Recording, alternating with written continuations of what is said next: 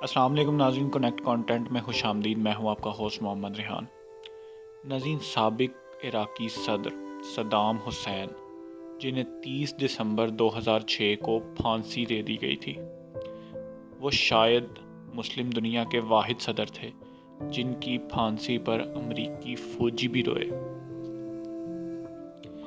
عراق کے سابق صدر صدام حسین کی سیکیورٹی پر معمور 12 امریکی فوجی ان کی زندگی کے بہترین دوست تو نہ تھے، لیکن وہ ان کے آخری دنوں کے بہترین ساتھی رہے۔ یہ 12 امریکی فوجی 551 ملٹری پولیس کمپنیوں سے منتخب ہوئے تھے اور انہیں دا سپر 12 کہا جاتا ہے۔ ان 12 محافظوں میں سے ایک ول بارڈن ورپر تھے، جنہوں نے دا پرزنر ان ہز پیلس کتاب لکھی، جس میں انہوں نے صدام حسین کی زندگی کے آخری دنوں کے بارے میں بہت کچھ لکھا۔ اپنے ایک ساتھی ایڈم فوگرسن کا حوالہ دیتے ہوئے کتاب کے مصنف بارڈن ورپر نے لکھا کہ ہم نے صدام کو کبھی بھی نفسیاتی مریض اور قاتل کے طور پر نہیں دیکھا، ہم اسے گرینڈ فادر کے طور پر دیکھتے تھے۔ مزید آگے بڑھنے سے پہلے ناظرین، ہمارے چینل کو سبسکرائب کر لیجئے اور بیل آئیکن کو پریس کرنا مت بھولیے گا تاکہ آپ ہماری آنے والی لیٹسٹ ویڈیوز کے بارے میں اپڈیٹ جان سکیں۔ صدام حسین کو ناظرین اپنے 148 مخالفوں کے قتل کے جرم میں سزائے موت دے دی گئی تھی۔ بارڈن ورپر کا مزید کہنا تھا کہ صدام اپنے آخری دنوں میں امریکی گلوکارہ میری جے بلائج کے گانے سنا کرتے تھے۔ وہ اپنی قیمتی ایکسرسائز بائک، جسے وہ پونی کہتے تھے، اس پر بھی بیٹھا کرتے تھے۔ وہ میٹھا کھانے کے بہت زیادہ شوقین تھے اور ہر وقت انہیں منفرد کھانے کی عادت تھی۔ بارڈن ورپر مزید کہتے ہیں کہ اپنے آخری ایام میں صدام کا دوسروں کے ساتھ رویہ بہت ہی نرم تھا اور انہوں نے کبھی بھی یہ تاثر نہیں دیا کہ وہ بہت ظالم حکمران تھے۔ مزید یہ کہ صدام حسین کو سگار پینے کا بہت شوق تھا، جسے وہ ہر وقت اپنے پاس رکھا کرتے تھے۔ وہ کہتے تھے کہ انہیں سگار کا استعمال فیڈل کاسٹرو نے سکھایا تھا۔ انہیں باغبانی کا بھی بہت شوق تھا۔ صدام حسین ناظرین اپنی خوراک کے حوالے سے بہت زیادہ حساس تھے۔ ناشتے میں پہلے آملیٹ، پھر مفنز اور پھر تازہ پھل کھاتے تھے، لیکن اگر آملیٹ کہیں سے بھی ٹوٹ جائے تو وہ اسے کھانے سے انکار کر دیتے تھے۔ بارڈن ورپر کہتے ہیں کہ صدام نے ایک بار اپنے بیٹے کے حوالے سے ایک واقعہ سنایا۔ ایک دن صدام کے بیٹے ادے حسین کی پارٹی میں بہت سے لوگ زخمی اور ہلاک ہو گئے تو صدام نے غصے میں حکم دیا کہ ادے کی تمام گاڑیوں کو آگ لگا دی جائے، اور صدام کہتے ہیں کہ انہوں نے ادے کی رولز رائس، فراری اور پورشز جیسی قیمتی گاڑیوں کو جلائے جانے کے مناظر بھی دیکھے۔ ایک بار امریکی سپاہی جو صدام کی حفاظت پر مامور تھا، اسے اطلاع ملی کہ اس کے بھائی کی موت ہو گئی ہے، تو صدام نے اسے کہا کہ تم آج سے مجھے اپنا بھائی ہی سمجھو۔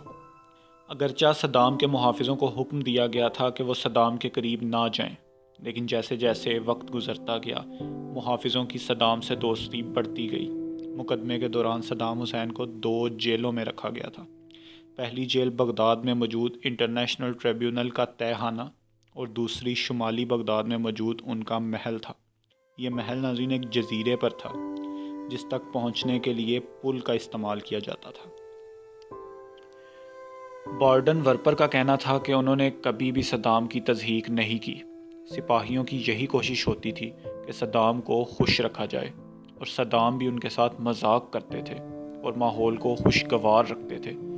اس کتاب کا ناظرین سب سے حیران کر دینے والا پہلو وہ ہے جس میں بتایا گیا ہے کہ امریکہ کا دشمن سمجھے جانے والے صدام حسین کی موت پر ان کی حفاظت پر مامور سپاہی بہت زیادہ غمگین ہوئے۔ ان سپاہیوں میں موجود ایڈم روتھرسن نے بارڈن ورپر کو بتایا کہ صدام کو پھانسی دینے کے بعد ایسا لگتا ہے کہ ہم نے اس کے ساتھ دھوکہ کیا ہے۔ ہم خود کو قاتل تصور کرتے رہے۔ ہمیں ایسا لگا کہ ہم نے ایک ایسے شخص کو قتل کر دیا جو ہمارے بہت زیادہ قریب رہا۔ جب پھانسی کے بعد ان کی لاش کو باہر لایا گیا تو باہر موجود لوگوں نے ان پر تھوکنا شروع کر دیا اور انہیں گالیاں دینے لگے۔ ایک امریکی سپاہی سٹیو ہچنسن نے امریکی فوج سے استعفیٰ صرف اس لیے دے دیا کیونکہ انہیں حکم دیا گیا تھا کہ وہ صدام کی لاش کی بے حرمتی کرنے والوں سے بالکل بھی مت الجھیں۔ مصنف کا کہنا ہے کہ اپنے آخری ایام میں صدام حسین کو لگتا تھا کہ انہیں پھانسی نہیں دی جائے گی، لیکن 30 دسمبر 2006 کو صبح 3 بجے صدام حسین کو اٹھا کر بتایا گیا کہ انہیں کچھ ہی دیر میں پھانسی دے دی جائے گی۔ یہ سب سن کر صدام حسین کو بہت زیادہ مایوسی ہوئی۔ وہ خاموشی سے جا کر نہائے اور خود کو پھانسی کے لیے تیار کرنے لگے۔ اپنی پھانسی سے کچھ ہی دیر پہلے صدام نے اسٹیو کو باہر بلایا اور اپنی کلائی پر بندھی گھڑی اسے دے دی۔ اسٹیو ہچنسن، جو کہ امریکی فوج سے مستعفی ہونے کے بعد اس وقت جارجیا میں اسلحے کی ٹریننگ دیتے ہیں، اب بھی وہ گھڑی جارجیا میں اسٹیو کے گھر میں محفوظ ہے، اور آج بھی اسٹیو کو اس گھڑی کی ٹک ٹک سنائی دیتی رہتی ہے۔ ناظرین، اگر آپ کو یہ ہماری ویڈیو پسند آئی تو لائک کیجیے اور کامنٹ سیکشن میں اپنی قیمتی رائے سے ضرور آگاہ کیجیے گا۔